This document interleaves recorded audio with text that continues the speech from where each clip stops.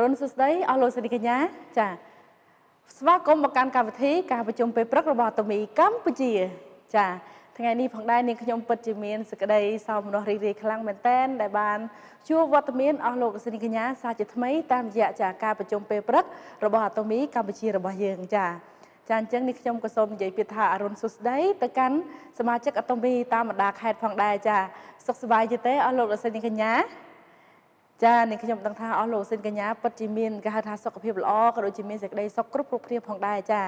ប៉ុន្តែទោះជាបីជាយ៉ាងណាមិញចាសូមកុំភ្លេចជាមួយនឹងការថែទាំសុខភាពរបស់យើងចាតាមរយៈការញ៉ាំចំណីអាហារដែលល្អហើយរួមទាំងការថែទាំសុខភាពរាងកាយសុខភាពផ្លូវចិត្តរបស់យើងផងដែរចានោះយើងនឹងទទួលបាននៅអ្វីដែលល្អជាច្រើនផងដែរចាអស់លោកសិនកញ្ញាព្រឹកនេះបានពិសាអាហារពេលព្រឹកទាំងអស់គ្នាហើយឬនៅចាចា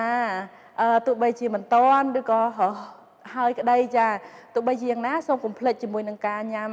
ចាកាហ្វេអារ៉ាប៊ីការបស់យើងក៏ដូចជាចាយិនសិនក្រហមហើយនឹងហេមហ៊ីមរបស់យើងផងដែរចាតែទោះបីជាយ៉ាងណាសូមកុំភ្លេចមួយទៀតណាអស់លោកស៊ីនកញ្ញាគឺអាហារពណ៌វីតាមីន C ចាអាហារពណ៌វីតាមីន C របស់យើងបានត្រឡប់មកចូលក្នុងស្តុកវិញហើយចាអញ្ចឹងសូមមេត្តាចាឲ្យកូនចាក្មេងៗទូចចាញ៉ាំឲ្យបានច្រើនហើយនឹងអស់លោកស្រីកញ្ញាផងដែរចាមិនមែនថាច្រើននឹងយើងញ៉ាំមួយថ្ងៃច្រើនទេណាអស់លោកស្រីកញ្ញាចាគឺញ៉ាំឲ្យបានទៀងទាត់ចាដើម្បីអីដើម្បីការពារសុខភាពកូនតូចនិងខ្លួនឯងចាផុតពីជំងឺផ្សេងផងដែរចាហើយកំឡុងពេលនេះគឺជារដូវគេហៅថាកូវីដ -19 ចាអញ្ចឹងកូវីដ -19 អញ្ចឹងនាងខ្ញុំក៏សូមសំណូមពរឲ្យសំណូមពរទៀតចាមិនថាប្រជាជនកម្ពុជារបស់យើងមិនថាសមាជិកអាតូមីតាមបណ្ដាខេត្តឬក៏រស់នៅក្នុងទីក្រុងភ្នំពេញទេសូមមេត្តាចាជួយការពារចាឲ្យបានខ្ជាប់ខ្ជួននៅពេលណាដែលយើងជួបសមាជិករបស់យើងសូមពាក់ម៉ាស់ចាសូមពាក់ម៉ាស់ទោះបីជាយើងប្រកាសចិត្តថាសមាជិកដែលយើងជួបហ្នឹងគឺគាត់មិនមានបញ្ហាអ្វីក៏ដោយប៉ុន្តែសូមពាក់ម៉ាស់ចាពាក់ម៉ាស់នៅពេលដែលយើងជួបគ្នាដើម្បីជៀសវាងឬក៏គេហៅថាការពារមួយថែមទៀតចាទៅលើការពារជំងឺកូវីដ -19 ហ្នឹងហើយមុននឹងញ៉ាំបាយឬក៏យើងមុននឹងចាប់កាន់អ្វីក៏ដោយប្រើប្រាស់ទឹកអាល់កុលហើយនឹងលាងដៃសាប៊ូឲ្យបានច្រើនអញ្ចឹងការទប់ស្កាត់នៃជំងឺកូវីដហើយនឹងការលុបបំបាត់នៃជំងឺកូវីដគឺចាប់ផ្ដើមចេញពីយើងទាំងអស់គ្នាហើយគេហៅថាអាតូមីរបស់យើងអាចបើកទ្វារឡើងវិញចាគឺសង្ឃឹមថាអ្នកទាំងអស់គ្នានឹងជួយសហការក្នុងការទប់ស្កាត់ដើម្បីកុំឲ្យមានទៅយើងនឹងអាចមានការប្រជុំពេលព្រឹកតាមរយៈ offline វិញហើយចាអញ្ចឹងសង្ឃឹមថាពេលនោះនឹងមកដល់ឆាប់ផងដែរចាអញ្ចឹងនេះខ្ញុំក៏សូមអរគុណខ្លាំងចំពោះការសហការយ៉ាងយកចិត្តទុកដាក់របស់អស់លោកស្រីកញ្ញាចាហើយព្រឹកនេះផងដែរនាងខ្ញុំក៏សូមអរគុណចាដល់ក្រុមហ៊ុនចាអាតូមីហើយនិងបុគ្គលិកក្រុមហ៊ុនចាដែលតែងតែផ្ដល់កិត្តិយសជូននាងខ្ញុំគ្រប់កម្មវិធីផងដែរចាអញ្ចឹងមុននឹងចូលដល់នាងខ្ញុំក៏សូមចាជម្រាបសួរអំពីចាអស់លោកស្រីកញ្ញានាងខ្ញុំឈ្មោះសរណរតដាចាន់ឆាយាដែលកម្មវិធីនេះគឺជាអ្នកចាសម្របសម្រួលកម្មវិធីហើយនឹងជាវិធីការនីខ្លួនឯងផងដែរចាអញ្ចឹងពិតជាមានសេចក្តីសោមនស្សរីករាយមែនទែនចាអញ្ចឹងទោះបីជាយ៉ាងណាអាកាសធាតុរបស់យើងយ៉ាងម៉េចក៏ដោយសូមកុំភ្លេចប្រើប្រាស់ជាមួយនឹងគេហៅថាលេការពារកម្ដៅថ្ងៃរបស់យើងចាចេញទៅក្រៅដើម្បីការពារស្បែករបស់យើងឲ្យបានល្អផងដែរមួយវិញទៀតផងដែរយើងមានការប្រជុំពេលព្រឹកជារៀងរាល់ថ្ងៃពីថ្ងៃច័ន្ទរហូតដល់ថ្ងៃសុក្រចាអញ្ចឹងសម្រាប់សមាជិកដែលគាត់អាចរកអាតូមីបានចាចង់មើលចាអញ្ចឹងសូមចូលទៅ YouTube វាពាក្យថា Atomy Cambodia ចាហើយនឹងចុចរូប Subscribe អក្សរពណ៌ក្រហមហើយនឹងចុចរូបកណ្ដឹងចាចុចរូបកណ្ដឹងដើម្បីឲ្យយើងបានទទួលព័ត៌មានចាដូចខ្ញុំអញ្ចឹងខ្ញុំបាន Subscribe ហើយខ្ញុំបានចុចកណ្ដឹងអញ្ចឹងនៅពេលដែលខ្ញុំកំឡុងពេលដែលយើងនៅផ្ទះថែរក្សាសុខភាពនោះYouTube តែងតែលោតប្រាប់នាងខ្ញុំរាល់ព្រឹកថាអូការប្រជុំពេលព្រឹកចិត្តចាប់ផ្ដើមហើយចាអញ្ចឹងយើងអាចចូលទៅ link នឹងហើយយើងអាច share link នឹងទៅកាន់ក្រុមយើងផ្សេងផងដែរហើយមួយវិញទៀតផងដែរយើងអាចចូលទៅកាន់ Atomy ចា Facebook ដែលមានអាស័យដ្ឋាន Atomy ចា Cambodia ផងដែរចាអញ្ចឹងសូមជួយ Subscribe ហើយនឹងចូលទៅប្រើប្រាស់ឲ្យបានច្រើនទាំងអស់គ្នាព្រោះអីព័ត៌មានថ្មីគឺខាងក្រុមហ៊ុននឹងអាប់ដេតនៅក្នុងនឹងផងដែរចាអញ្ចឹងដើម្បីកុំឲ្យខាត់ពេលដូចជាចាប់ផ្ដើមក៏ដូចជាចុងបញ្ចប់យើងតែងតែមានការសូត្រពីស្លោករបស់ក្រុមហ៊ុនដូច្នេះនាងខ្ញុំក៏សូមឲ្យអស់លោកសិកញ្ញាក្រោកឈរយើងនឹងសូត្រទាំងអស់គ្នាណាចាអូខេចាប្រុងប្រៀបសូត្រពីស្លោកចាប់ផ្ដើមគ្រប់មនុស្សធម៌កែច្នៃកំណត់ត្រូវឲ្យមានជំនឿដាក់ខ្លួនឲ្យទៀបស៊ូ ចាអរគុណច្រើនណាស់អរលោកស្រីកញ្ញាចាអញ្ចឹងពាក្យស្លោកទាំង4នេះហើយសម្រាប់នាងខ្ញុំគឺជាបាលីមួយចាដែលតែងតែធ្វើឲ្យនាងខ្ញុំមានកម្លាំងចិត្តជារៀងរាល់ព្រឹកចាអញ្ចឹងនៅពេលដែលនាងខ្ញុំបានសូត្រពាក្យស្លោករបស់ក្រុមហ៊ុន Atomy របស់យើងគឺធ្វើឲ្យខ្ញុំមានកម្លាំងចិត្តបន្តដំណើររបស់ជំហានទៅមុខមិនខ្លាចទេចាទោះបីជាស្ថានភាពយ៉ាងម៉េចក៏ដោយចាទោះបីជាលំបាកក៏ដោយទោះបីជាយ៉ាងណាក៏ដោយគឺនាងខ្ញុំមិនដែលខ្លាចទេដោយសារតែនាងខ្ញុំមានពាក្យស្លោកទាំង4ដែលបង្កើតឡើងដោយចាវីរៈបុរសរបស់យើងចាគឺ founder Park Han-Gill ចាអញ្ចឹងហើយគឺនៅពេលដែលយើងទទួលបានពាក្យស្លោកទាំង4នេះនៅក្នុងបេះដូងរបស់យើងគឺធ្វើឲ្យយើងកាន់តែមានកម្លាំងព្រឹសចាអញ្ចឹងសម្រាប់សមាជិកណាដែលគាត់បាក់ទឹកចិត្តចាឬក៏គាត់មានអារម្មណ៍ថាហត់នឿយអ្វីមួយចាសូមសូត្រពាក្យស្លោកនេះចាសូត្រហើយ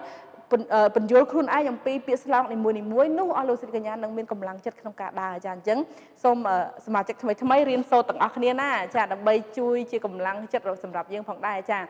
អញ្ចឹងព្រឹកនេះផងដែរចាមុននឹងចូលដល់ថ្ងៃនេះខ្ញុំនឹងលើកពីអាហារសុខភាពមួយដែលជាអាហារសុខភាពដែលនាងខ្ញុំ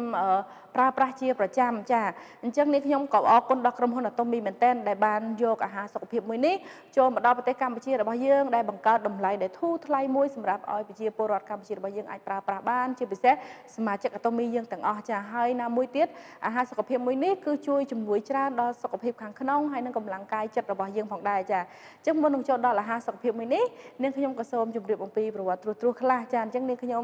ជម្រាបសួរចានាងខ្ញុំឈ្មោះសនរោដាចាន់ Chhaya ចាដែលបានចាប់ផ្ដើមជំនួយ Atomy នេះគឺជាអ្នកប្រើប្រាស់ដូចអស់លោកស្រីកញ្ញាអញ្ចឹងចាអញ្ចឹងនៅពេលដែលនាងខ្ញុំជួបជាមួយនឹង Atomy ចំពេលដែលនាងខ្ញុំមានសុខភាពខ្សោយខ្លាំងចាអញ្ចឹងឃើញថាពេលដែលយើងធាត់ឬក៏អីអញ្ចឹងមិនមែនមានន័យថាមានកម្លាំងគ្រប់សពទេអស់លោកស្រីកញ្ញាការធាត់នេះគឺធាត់ដោយសារតែយើងឡើងចិត្តខ្លាញ់ដោយសារតែយើងញ៉ាំចំណីអាហារដែលមិនល្អចាអញ្ចឹងធ្វើឲ្យចំណីអាហារទាំងអស់នោះមិនបានចូលទៅបំពេញឬក៏បន្ថែមនៅគេហៅថាចន្លោះនៃសារពាង្គកាយរបស់យើងទេអញ្ចឹងហើយធ្វើឲ្យនាងខ្ញុំនឹងឈឺចាអញ្ចឹងអ្នកខ្លះគាត់និយាយថាងាប់ហើយធាត់អញ្ចឹងហើយឈឺទៀតច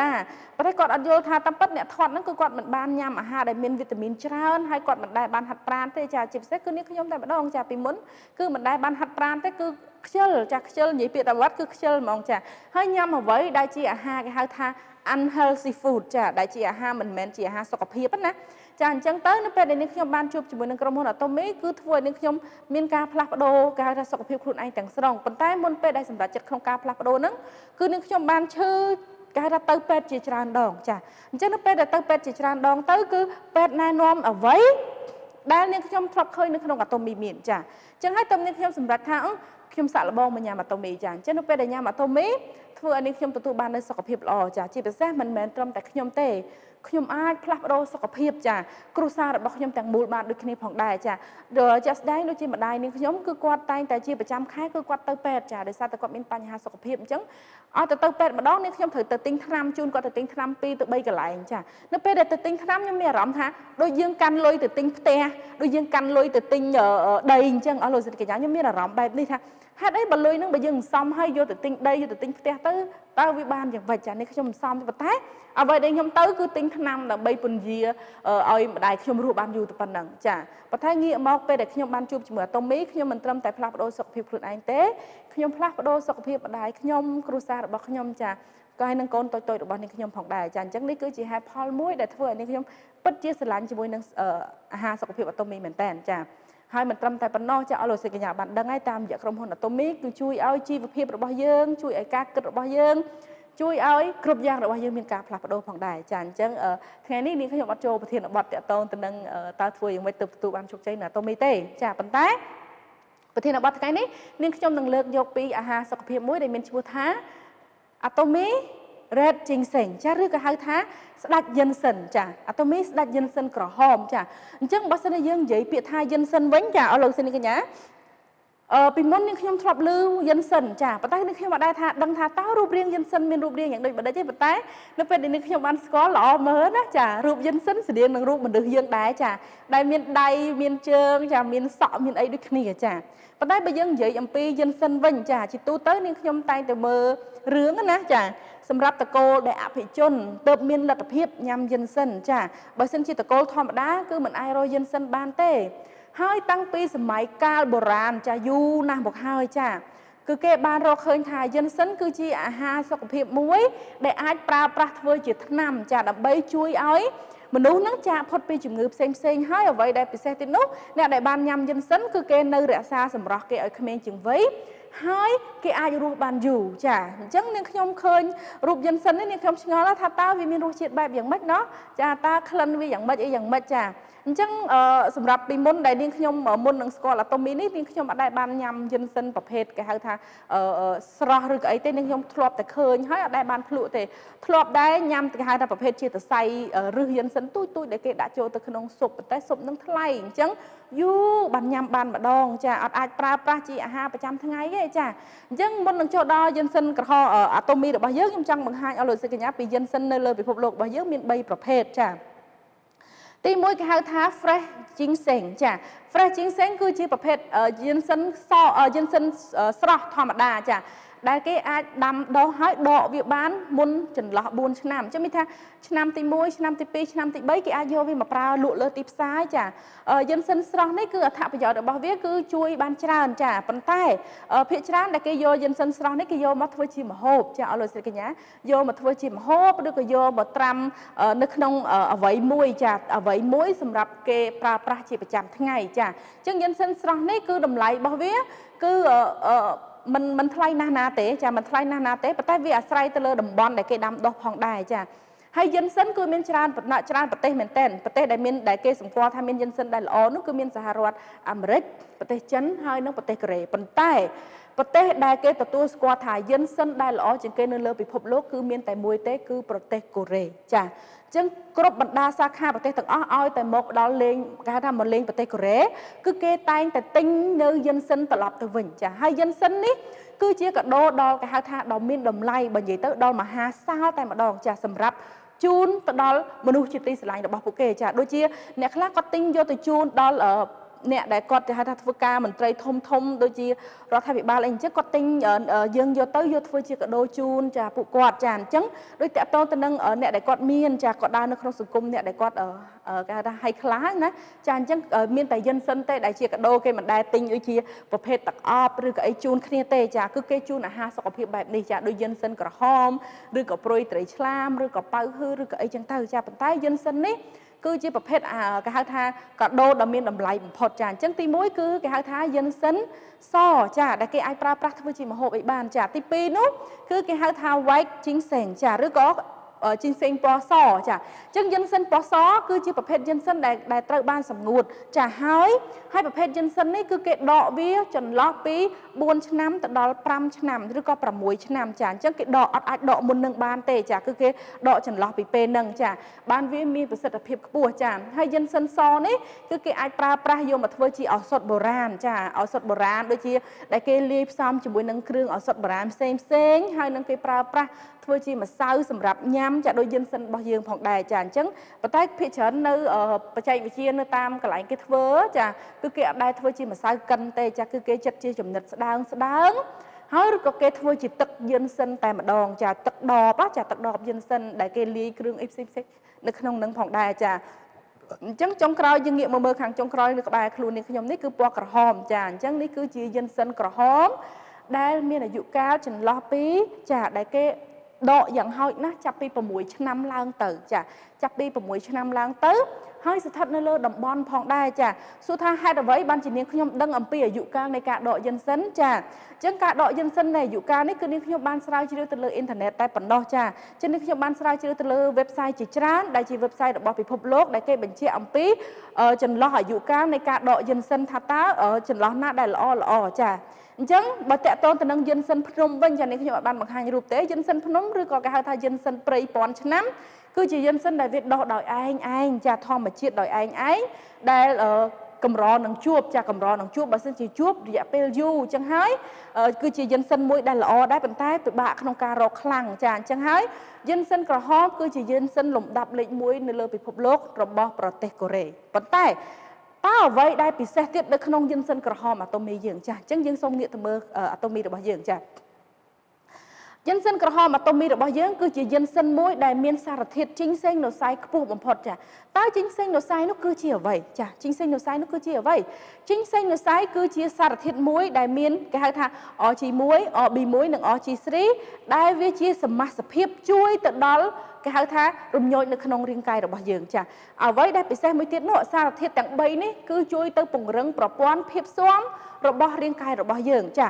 អ្វីទៅដែលជាប្រព័ន្ធភាពស៊ាំចាប្រព័ន្ធភាពស៊ាំគឺជាការការពារឬក៏ជាបណ្ដុំកោសិកាដែលបានការពាររាងកាយចាអញ្ចឹងនៅពេលដែលយើងដឹងថាយិនសិនជួយទៅដល់ការការពាររាងកាយហើយអញ្ចឹងតើយើងត្រូវញ៉ាំដែរឬអត់ចាប្រកាសណាស់អស់លោកស្រីកញ្ញាគឺត្រូវតែញ៉ាំប៉ុន្តែអ្វីដែលពិសេសមួយទៀតនោះយិនសិនក្រហមមានមុខងារប្រឆាំងជាមួយនឹងគេហៅថា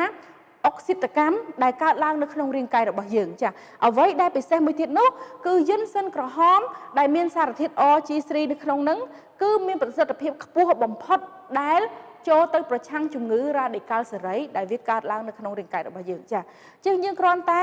ញ៉ាំចាយិនសិនក្រហមមួយកញ្ចប់នោះគឺយើងទទួលបាននៅអ្វីដែលល្អចាចុះអ្វីទៅដែលជាសារធាតុ OG1 OB1 និង OG3 ចាចឹងនេះខ្ញុំសូមលម្អិតចាអញ្ចឹងសូមលម្អិតថាតើសារធាតុជីងសេងណូស័យ OG1 OB1 និង OG3 នោះគឺជាអ្វីចាអញ្ចឹងនេះខ្ញុំបានកត់ចាដោយសារតែវែងពេកចាអញ្ចឹង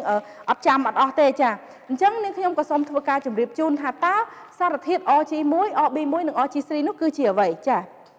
សារធាតុ OG1 គឺជាសារធាតុមួយដែលមាននៅក្នុងយិនសិនសហើយនិងយិនសិនក្រហមចា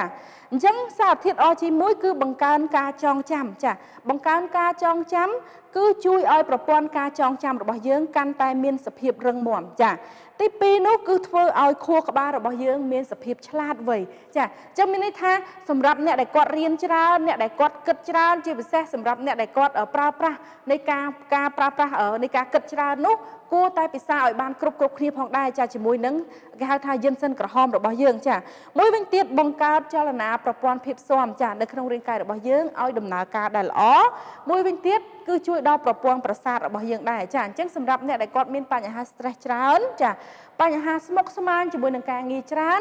ឬក៏កត្តាណាក៏ដោយចានៅពេលណាដែលយើងមានអារម្មណ៍ថាស្មុគស្មាញយើងគ្រាន់តែចាហែកយិនសិនក្រហមរបស់យើងលាយជាមួយនឹងទឹកក្តៅហើយធ្វើការផ្លុំញ៉ាំតាអញ្ចឹងនៅពេលដែលយើងផ្លុំញ៉ាំអាសតៈនៃការហៅថាខួរក្បាលរបស់យើងនេះវានឹងធ្វើការសម្រាកតាមរយៈការផ្លុំនៃកម្ដៅចេញពីទឹកហើយធ្វើការក្រេបសន្សឹមចូលទៅក្នុងរាងកាយធ្វើឲ្យរាងកាយរបស់យើងនេះត្រូវបានសម្រាកបានយ៉ាងខ្លាំងមែនទែនចាមួយវិញទៀតផងដែរចាបំបត្តិភាពតានតឹងនៅក្នុងរាងកាយរបស់យើងចាអញ្ចឹងសម្រាប់ដូចនេះខ្ញុំជម្រាបអញ្ចឹងនៅពេលដែលយើងមានអារម្មណ៍ថា stress ខ្លាំងនៅពេលដែលយើងមានអារម្មណ៍ថានឿយណាយអញ្ចឹងរាងកាយរបស់យើងអារម្មណ៍របស់យើងគឺតានតឹងខ្លាំងចាមិនចង់និយាយរកគេទេមិនចង់ស្ដាប់អ្វីដែលគេហៅថាពាក្យអវិជ្ជមានទេហើយក៏មិនចង់ជួបអ្នកណាទាំងអស់ចាអញ្ចឹងបើសិនជាយើងឃើញថាខ្លួនឯងមានសភាពបែបនេះចាសូមមេត្តាចាញ៉ាំយិនសិនក្រហមរបស់យើងភ្លាមចានោះអស់លោកសិកញ្ញានឹងឃើញថាអារម្មណ៍តានតឹងរបស់យើងនឹងត្រូវបានធូរស្រាលមួយកម្រិតចាហើយអ្វីដែលពិសេសនោះគឺជួយការពារចាអញ្ចឹងសម្រាប់ត OG1 ណាជួយការពារការកើនឡើងនៃកំហាប់ខ្លាញ់នៅក្នុងរាងកាយរបស់យើងផងចាអញ្ចឹងសម្រាប់អ្នកដែលគាត់ហាត់ប្រាណទៅអត់ងាយស្រកគីឡូចាសម្រាប់អ្នកដែលគាត់គេហៅថាញ៉ាំអីទៅឆាប់ឡើងគីឡូមកគេហៅសាច់ធូរចាគឺប្រភេទមនុស្សបែបនេះគឺជាចម្ពោះនាងខ្ញុំតែម្ដងគឺជាប្រភេទគេហៅថា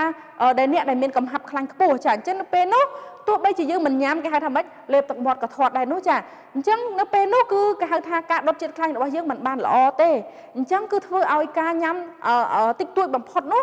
គឺអាចកើតទៅជាកាឡូរីដែលខ្ពស់ហើយយើងបំបែកជាតិស្ករនៅក្នុងប្រើប្រាស់ជាតិស្ករនៅក្នុងរាងកាយរបស់យើងច្រើនគឺធ្វើឲ្យយើងនឹងឡើងគីឡូដោយអត់ដឹងខ្លួនចាញ៉ាំតែបន្តិចសោះខុសពីអត់ច្រើនដូចគេទេប៉ុន្តែมันមានឡើងគីឡូលើសគេចាអាកន្លែងនេះឯងចាអញ្ចឹងគឺវាជួយទប់ស្កាត់នៃការកើនឡើងរបស់កំហាប់ជាតិខ្លាញ់នៅក្នុងរាងកាយរបស់យើងចាអញ្ចឹងល្អមែនតើសម្រាប់អ្នកដែលគាត់ហាត់ប្រាណចាអ្នកដែលគាត់ហាត់ប្រាណណាចាអញ្ចឹងនៅពេលដែលយើងហាត់ប្រាណទៅយើងបំលែងជាតិខ្លាញ់នៅក្នុងរាងកាយដុតជាតិខ្លាញ់ប្រើប្រាស់ជាតិខ្លាញ់យើងច្រើនហើយយើងញ៉ាំយិនសិនក្រហមទៀតដើម្បីទៅទប់ស្កាត់នៃការកើនឡើងជាតិខ្លាញ់កំហាប់ជាតិខ្លាញ់នៅក្នុងរាងកាយទៀតនោះគឺយើងខ្ញុំជឿថាការរក្សាតុល្យភាពខ្លាញ់នៅក្នុងរាងកាយរបស់យើងនោះគឺកាន់តែល្អមែនទែនចានេះគឺជាសមាសភាពរបស់ OG1 ដែលមាននៅក្នុងយិនសិនក្រហមអាតូមីរបស់យើងចាអញ្ចឹងមួយទៀតគឺជាសមាសភាពមួយទៀតគេហៅថា OB1 ចាអញ្ចឹង OB1 គឺមានសមាសភាពជួយពន្យាភាពចាស់ នៃអាយុកោសិកាឲ្យរស់បានយូរចាអញ្ចឹងកោសិកានៅក្នុងរាងកាយរបស់យើងក៏មានអាយុដែរចាចឹងអ្នកខ្លះគាត់ឆ្ងល់ថាហេតុអ្វីបានជាគាត់ស្បែករបស់គាត់មានសភាពយាធ្លាក់ខ្លាំងហេតុអ្វីស្បែករបស់គាត់ជាំឬក៏ស្បែករបស់គាត់មានភាពជ្រិញជ្រួញលើសខុសពីធម្មតាចាដោយសារតែអាយុកាលរបស់កោសិការបស់គាត់គឺចាស់ជាងអាយុធម្មតាចាជាទូទៅស្បែកខាងក្រៅរបស់យើងចាស់ជាងអាយុរបស់យើងយ៉ាងហោចណាស់1ឆ្នាំទៅ2ឆ្នាំប៉ុន្តែអ្នកខ្លះស្បែកខាងក្រៅរបស់គាត់គឺចាស់ជាងអាយុធម្មតារហូតទៅ10ឆ្នាំ15ឆ្នាំអញ្ចឹងយើងអាចមើលឃើញអំពីសភាពចុះខ្សោយនៃស្បែករបស់យើងខ្លាំងចាអញ្ចឹងការញ៉ាំយិនសិនក្រហមក៏ជួយទៅដល់ចាការពន្យាអាយុរបស់កោសិការបស់យើងផងដែរចាទី2ទៀតការពារចាការឡើងគីឡូតាមរយៈការចំណង់អាហារចាដូចនេះខ្ញុំជម្រាបអញ្ចឹងនៅពេលដែលយើងគ្រាន់តែគិតថាចង់ញ៉ាំអាហារយើងអាចកើនឡើងគីឡូផងដែរចាទី3គឺបន្ថយកម្ដៅនៅក្នុងខ្លួនរបស់យើងហើយទី4មានមុខងារការពារថ្លើមចាការពារថ្លើមរបស់ប្រជាពលរដ្ឋរបស់យើងផងដែរចាអ្នកប្រើប្រាស់ផងដែរអញ្ចឹងសម្រាប់អ្នកដែលគាត់ពិសាដូចជាសូរ៉ាចាឬក៏គាត់ពិសាអ្វីមួយដែលមិនអាចជំនួយដល់ថ្លើមល្អអញ្ចឹងសូមជ្រើសរើសចាយិនសិនក្រហមរបស់យើងគឺជួយដល់ការការពារមុខងារថ្លើមផងដែរចាមួយវិញទៀតផងដែរគឺវាមុខងារចាការការពារនៃការកើតជំងឺគេហៅថាកោសិកាមហារីកផងដែរចាអញ្ចឹងដូចនាងខ្ញុំជម្រាបអញ្ចឹងកោសិកាមហារីកគឺអាចកើតឡើងគ្រប់កន្លែងនៅក្នុងរាងកាយរបស់យើងចានឹងខាងក្នុងហើយនឹងខាងក្រៅដែលវាកើតឡើងដោយពីជំងឺគេហៅថា radical សេរីចាដែលវាអាចកើតឡើងនៅពេលណាដែលស្បែករបស់យើងមានការរលាកឬក៏អីចឹងទៅវាអាចបង្កទៅជាមេរោគហើយវាអាចទៅជាគេហៅលបកតសោះនៅលើស្បែកហ្នឹងនឹងហើយគឺជារោគសញ្ញានៃការកើតនៅគេហៅថាមេរោគមហារីកនៅលើស្បែករបស់យើងផងដែរចាអញ្ចឹងយើងញ៉ាំសិនមិនមែនព្យាបាលទេណាអស់លោកសញ្ញាគ្រាន់តែការពារចាគ្រាន់តែការពាររាងកាយរបស់យើងចាក់ចេញពីកន្លែងនោះទាំងអស់ចាចុះចុងក្រោយយើងមើលទៅលើសារធាតុ OG3 ចានេះខ្ញុំសូមជម្រាបបន្តិចណានៅក្នុងសារធាតុ OG3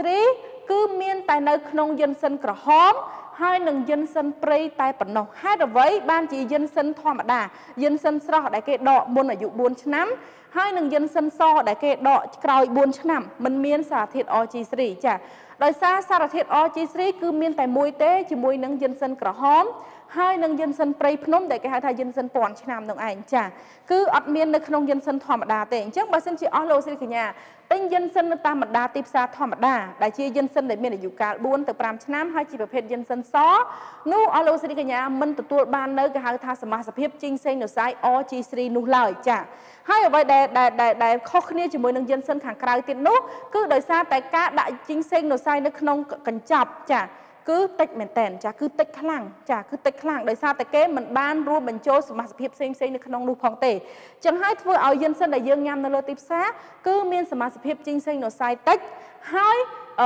មានតម្លៃថ្លៃចាប៉ុន្តែអាតូមីរបស់យើងវិញគឺយើងរួមបញ្ចូលជាមួយនឹងជីងសេងនូស័យ OG3 ហើយយើងបានបញ្ចូលយិនសិន 100% នៅក្នុងនោះផងដែរចាអញ្ចឹងនេះគឺជាសមាសភាពពិតហើយនឹងជាអត្ថប្រយោជន៍ពិតរបស់យិនសិនក្រហមរបស់យើងចាអញ្ចឹងយើងងាកមកមើលវិញថាតើសមាសភាព OG3 គឺជាអ្វីចាសមាសភាព OG3 គឺជាសារធាតុសំខាន់មួយដែលមាននៅក្នុងយិនសិនព្រៃឬក៏យិនសិនក្រហមតែប៉ុណ្ណោះនៅក្នុងនោះគឺវាល្អបំផុតក្នុងការទប់ស្កាត់ជំងឺចាស់វង្វេងចាចាស់វង្វេងណាអញ្ចឹងសម្រាប់មនុស្សចាស់គឺគាត់តែងតែភ័យថាខ្លាចគាត់វង្វេងចាអ្នកខ្លះគាត់វង្វេងគាត់បាត់បង់ភ្លេចភ្លាំងមួយគ្រាគាត់ដើរចេញពីផ្ទះទៅគាត់រកផ្លូវត្រឡប់មកផ្ទះវិញអត់ឃើញចាពេលខ្លះគាត់ទុករបស់ហ្នឹងនៅក្បែរខ្លួនកន្លែងហ្នឹងឯងប៉ុន្តែគាត់ដើររគាត់រកថាតើរបស់ហ្នឹងនៅកន្លែងណាចាតែប៉ិតនៅក្បែរដៃរបស់គាត់ទេចាអញ្ចឹងនេះគឺជារោគសញ្ញាមួយដែលបង្ហាញអំពីគេហៅថាជំងឺភ្លេចភ្លាំងឬក៏ជំងឺចាស់វង្វេងនេះឯងចាអញ្ចឹងទី2គឺជួយឲ្យបរិបត្តិឈាមរបស់យើងនឹងគឺរត់បានល្អចាអញ្ចឹងបរិបត្តិឈាមយើងនឹងគឺរត់បានល្អខ្លាំងមែនតើចានៅពេលដែលយើងញ៉ាំយិនសិនក្រហមជួយកាត់បន្ថយចាហានិភ័យជំងឺលើសឈាមផងដែរចាអញ្ចឹងសម្រាប់អ្នកដែលគាត់ចាអ្នកមានអ្នកម្ដាយឬក៏លោកឪពុកដែលកើតជំងឺលើសឈាមណាចាសូមមេត្តាឲ្យគាត់ញ៉ាំចាជាមួយនឹងយិនសិនក្រហមរបស់យើងយ៉ាងហោចណាស់ឲ្យបានមួយថ្ងៃមួយកញ្ចប់ចាបើសិនជាយើងគិតថាថ្លៃអញ្ចឹងអាចឲ្យគាត់ញ៉ាំមួយកញ្ចប់តែបើសិនជាមួយថ្ងៃអាចញ៉ាំពីរកញ្ចប់ក៏រឹតតែល្អតែប៉ុន្តែបើញ៉ាំលើសហ្នឹងវាអាចនឹងបង្កថាក្តៅឬក៏អាចឲ្យឈាមរបស់យើងរៀងរាវបន្តិចអញ្ចឹងបើសិនជាមួយថ្ងៃមួយកញ្ចប់គឺស័ក្តិសមសម្រាប់គាត់ចាហ្នឹងគឺសម្រាប់លោកឪពុកអ្នកម្ដាយរបស់យើងចាអញ្ចឹងដូចនេះខ្ញុំជម្រាបជូនអញ្ចឹងយិនសេរបស់យើងគឺជាអាហារដ៏មានតម្លៃបំផុតចាដែលមិនអាចកាត់ថ្លៃបានសម្រាប់អ្នកមានគុណរបស់យើងចាមួយវិញទៀតគឺវាជួយទប់ស្កាត់ចាគឺទប់ស្កាត់អញ្ចឹងកន្លែងនេះលក្ខណៈពិសេសដែលនេះខ្ញុំចាប់អារម្មណ៍ណា មិនមែនទប់ស្កាត់តែប៉ុណ្ណោះទេគឺវាមានន័យថាអញ្ចឹងនៅពេលដែលកន្លែងរាងកាយរបស់យើងមានជំងឺមហារីកអញ្ចឹងវាចូលទៅកសោបជំងឺមហារីកហ្នឹងណាចា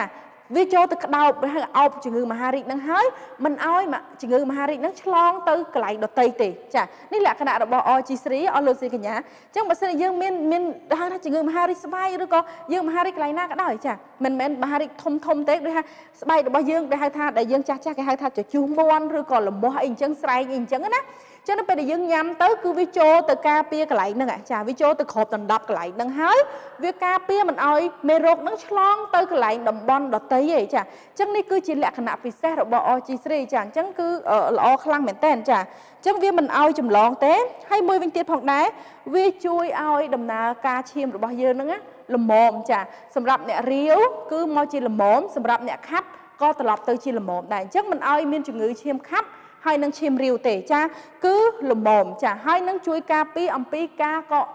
រាំងស្ទះរបស់សរសៃឈាមផងដែរចាអញ្ចឹងនេះគឺជាអត្ថប្រយោជន៍ទាំង3របស់គេហៅថា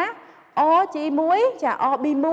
ហើយនឹង OG3 ចាដែលគេហៅថាសមាសភាពជីងសេងណូសៃប៉ុន្តែនៅក្នុងយិនសិនក្រហមរបស់យើងគេហៅមានសមាសភាពមួយទៀតគេហៅថា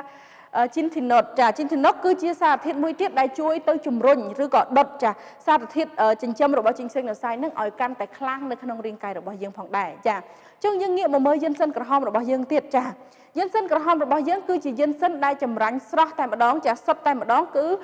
97% ដែលយើងប្រើជាមួយនឹងសាច់ចាហើយនឹងយើងប្រើយិនសិនក្រហមទាំងសម្បកទាំងរស់នឹងរូប 3% ទៀតអញ្ចឹងសរុបទាំងអស់ទៅគឺ100% ចាដែលយើងសម្ងួតចាសម្ងួតវាយើងយកទៅស្ងោរវាហើយយកទៅសម្ងួតហើយយើងស្ងោរម្ដងទៀតយកទៅសម្ងួតទៀតទើបបានចេញជាយិនសិនក្រហមចាបានចេញជាយិនសិនក្រហមទើបយកមកផលិតចាយើងទាំងរឹសចាទាំងរឹសហើយនឹងទាំងសាច់ហើយនៅក្នុងសមាសភាព OG1 ចា OB1 និង OG3 គឺមានតែនៅក្នុងរឹសយិនសិនតែប៉ុណ្ណោះចាអញ្ចឹងមានថាសមាសភាពរឹសយិនសិនគឺខ្លាំងមែនតើចា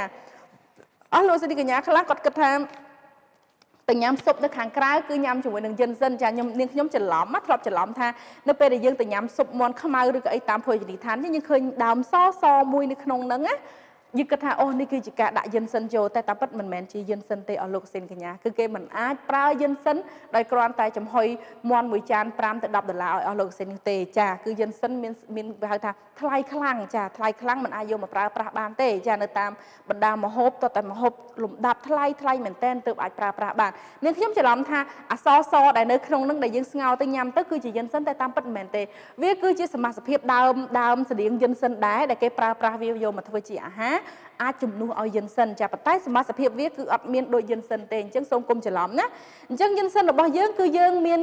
គេហៅថាសមាសភាពជីងសេងណូសៃរហូតដល់ទៅ20 មីលីក្រាមក្នុង1ក្រាមចាអញ្ចឹងគឺច្រើនជាងទីផ្សារទូទៅធម្មតាខ្លាំងមែនតើចាហើយនៅក្នុងនោះសួរថាតើហេតុអ្វីបានយិនសិនក្រហមរបស់យើងមានលក្ខណៈពិសេសខ្លាំងមែនតើនោះចាដោយសារតែនៅក្នុងនោះយើងមានកម្មសិទ្ធិបញ្ញាចំនួន2ចាទី1គឺកម្មសិទ្ធិបញ្ញាសមាសភាពល្អិតចាអញ្ចឹងអស់លោកស្រីកញ្ញាបានឃើញហើយអំពីគ្រាប់ល្អិតទូច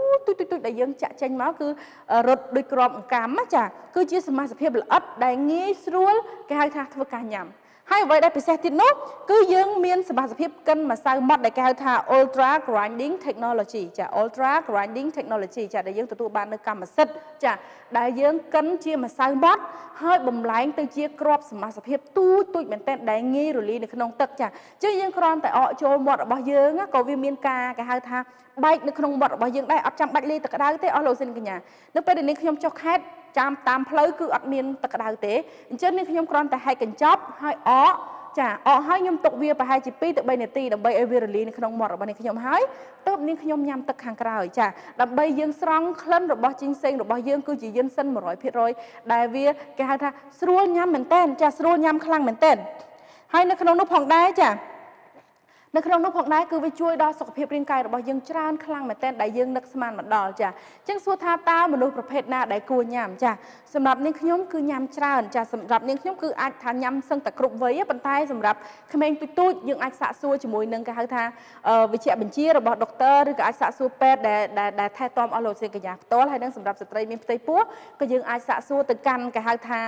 ពេទ្យចាដែលថែទាំកផ្ទៃរបស់អស់លោកស្រីកញ្ញាប៉ុន្តែសម្រាប់ទូទៅចាដូចអ្នកដែលគាត់ធ្វើការច្រើនអ្នកដែលគាត់គិតច្រើនចាអ្នកដែលគាត់គិតច្រើនអ្នកដែលគាត់ គេថាប្រើប្រាស់ប្រព័ន្ធការគិតច្រើនហ្នឹងហើយនឹងកម្លាំងច្រើនចាគួរតែប្រើប្រាស់ជាមួយនឹងយិនសិនក្រហមរបស់យើងចាដែលជាយិនសិនមួយគេហៅថាជួយទប់ស្កាត់នៅរាល់អ្វីដែលនាងខ្ញុំជម្រាបជូនពីមុនអញ្ចឹងគ្រាន់តែយើងនិយាយអំពី RG1 RB1 RG3 ហ្នឹងគឺអស់លោកសេចក្ដីអាចដឹងថាតើគួរតែញ៉ាំដែរឬអត់ហើយចាអញ្ចឹងសួរថាតើវាជួយបានអីទៀតចាជួយបានច្រើនទៀតជួយតាក់ទងទៅនឹងគេហៅថាការពាររាងកាយរបស់យើងពីសារធាតុអុកស៊ីតកម្មនឹងចាជួយឲ្យប្រព័ន្ធការចងចាំយើងខ្លាំងចាជួយឲ្យសមាសភាពរាងកាយរបស់យើងឬក៏ការស្រូបនៅគេហៅថាវីតាមីនផ្សេងៗហ្នឹងគឺបានខ្លាំងចានិយាយទៅគឺជួយគ្រប់យ៉ាងព្រោះដោយសារយិនសិននេះគឺវាដោះឡើងសម្រាប់ជំនួយចាគឺសម្រាប់ជំនួយអញ្ចឹងបើសិននិយាយពីការជំនួយហើយយើងនិយាយថាវាអត់លក្ខខណ្ឌទេចាគឺអត់លក្ខខណ្ឌទេអញ្ចឹងយើងគ្រាន់តែញ៉ាំដើម្បីឲ្យរាងកាយរបស់យើងទទួលបាននូវសុខភាពដែលល្អប៉ុន្តែនាងខ្ញុំសូមជម្រាបថាសម្រាប់អ្នកកើតជំងឺទឹកនោមផ្អែមដែលប្រើប្រាស់ជាមួយនឹងការប្រើប្រាស់ថ្នាំចាក់អាំងសាលីនចាអញ្ចឹងសូមមេត្តាកុំទាន់ប្រើចាកុំទាន់ប្រើជាមួយនឹងយិនសិនក្រហមអាចសាកសួរទៅកាន់លោកវិជ្ជបណ្ឌិតឬក៏ពេទ្យដែលថែទាំអស់លោកសេចក្ដីសិនមុននឹងចាប់ផ្ដើមជាមួយនឹងយិនសិនក្រហមរបស់យើងប៉ុន្តែសម្រាប់អ្នកដែលគាត់មិនពិសាចាមិនមានបញ្ហាអីទាំងអស់គ្រាន់តែលើសឈាមឬក៏គ្រាន់តែចង់បានរាងកាយដែលល្អមួយគួរណាស់ចាប្រើឲ្យបានមួយថ្ងៃមួយកញ្ចប់ចាមួយថ្ងៃមួយកញ្ចប់គឺរាងកាយរបស់យើងទទួលបាននៅប្រសិទ្ធភាពដែលខ្លាំងមែនទែនចាអញ្ចឹងអាចមើលទៅលើ slide នៅក្បែរនេះខ្ញុំទៅគឺជួយបានច្រើនមែនទែនចាអញ្ចឹងនេះខ្ញុំអត់សូមរៀបរាប់ទេចាអាចមើលបានចាដូចនេះខ្ញុំរៀបរាប់ពីខាងដើមហើយគឺវាជួយធំចាអញ្ចឹងទូចទៀតនោះគឺវាអស់អីនឹងថានឹងមិនជួយហើយចាគឺជួយហើយអញ្ចឹងដើម្បីឲ្យការពារសុខភាពអស់លោកស្រីកញ្ញាចាសូមមេត្តាប្រើប្រាស់យិនសិនក្រហមរបស់យើងឲ្យបានគ្រប់គ្នាហើយឯតម្លៃនោះគឺធូរថ្លៃមែនតើចាសម្រាប់នេះខ្ញុំអាចនិយាយបានថាធូរថ្លៃព្រោះដោយសារតែយើងអាចញ៉ាំបានរហូតដល់ទៅ2ខែដែលនៅក្នុងមួយប្រអប់នោះគឺមានរហូតដល់ទៅ60កញ្ចប់ចាហើយនៅក្នុងខែនេះគឺយើងមានការដំឡើង PV បានច្រើនផងដែរចាអញ្ចឹងអស់លោកស្រីកញ្ញាអាចពិសាចាសូមជ្រើសរើសបើសិនជាយើងគ្រាន់តែញ៉ាំយិនសិនស្រស់ចាយិនសិនស្រស់มันមានសមាសភាពគ្រប់គ្រាន់ក្នុងការជួយទៅដល់រាងកាយរបស់យើងទេចាហើយมันងាយទេក្នុងការ